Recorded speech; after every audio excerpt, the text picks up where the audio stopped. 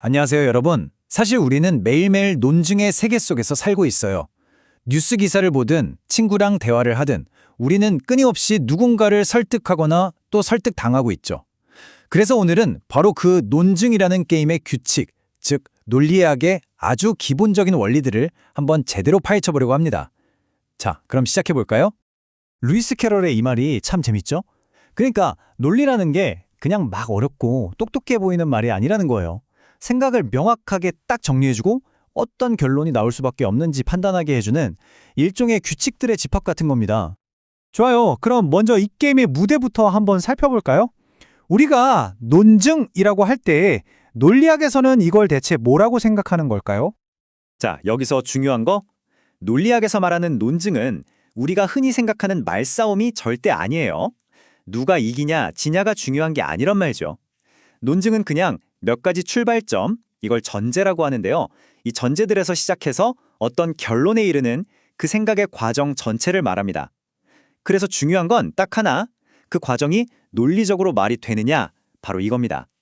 아마 다들 한 번쯤은 들어보셨을 텐데 바로 이 유명한 소크라테스 논증을 보면 그 구조가 아주 잘 보입니다. 소크라테스가 사람이면 죽는다는 전제 하나, 그리고 소크라테스는 사람이다라는 전제 둘, 이 두 가지가 합쳐져서 따라서 그는 죽는다는 결론이 나오죠. 이걸 좀 더 단순하게 보면 만약 P면 Q이다, P이다, 따라서 Q이다라는 형태가 돼요. 논리학은 내용이 뭐든 간에 바로 이 형태에 집중하는 학문입니다.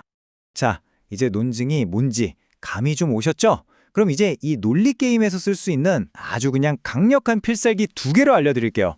바로 긍정론법과 부정론법입니다. 긍정론법, 이건 뭐 아주 직관적이에요. P면 Q라는 규칙이 있는데 P가 일어났어요. 그럼 당연히 Q도 일어나겠죠? 너무 당연하죠. 자, 그런데 부정론법은 이게 조금 헷갈릴 수 있어요. P면 Q라는 규칙이 있는데 결과인 Q가 안 일어났어요. 그럼 뭘까요? 아, 원인이었던 P도 없었구나 하는 거죠. 이 두 가지 다 진짜 막강한 논리 도구입니다. 와, 근데 이 슬라이드 진짜 재밌지 않나요?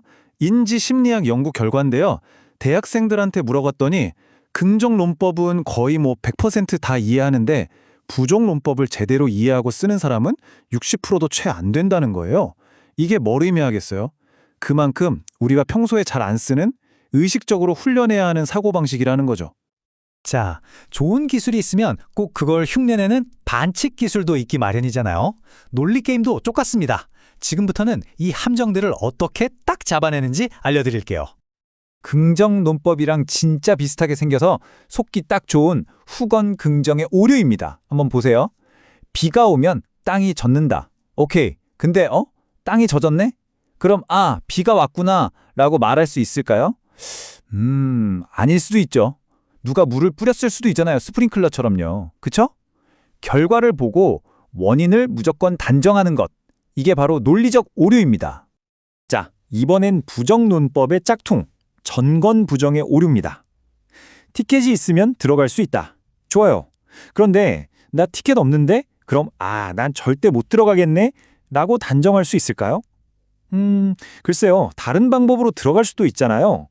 원인이 없다고 해서 결과도 무조건 없다고 말하는 거, 이것도 논리적인 반칙입니다. 자, 지금부터가 진짜 중요합니다. 어쩌면 오늘 내용 중에 가장 헷갈리면서도 가장 핵심적인 부분일 수 있어요. 잘 들어보세요.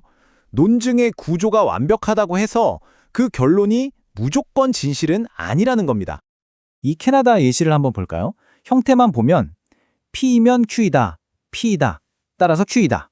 어때요? 완벽한 긍정 논법 구조죠. 그래서 이 논증은 논리적으로는 타당해요. 문제가 없어요, 구조는. 근데 결론은요? 캐나다 기온이 0점 이상으로 안 올라간다? 말도 안 되죠. 거짓이잖아요. 왜 이런 일이 생겼을까요? 네, 바로 첫 번째 전제. 캐나다가 미국 북쪽에 있으면 기온이 안 올라간다는 이 약속 자체가 그냥 틀려 먹었기 때문이에요. 시작부터 틀리면 아무리 완벽한 길로 가도 엉뚱한 곳에 도착하는 거죠.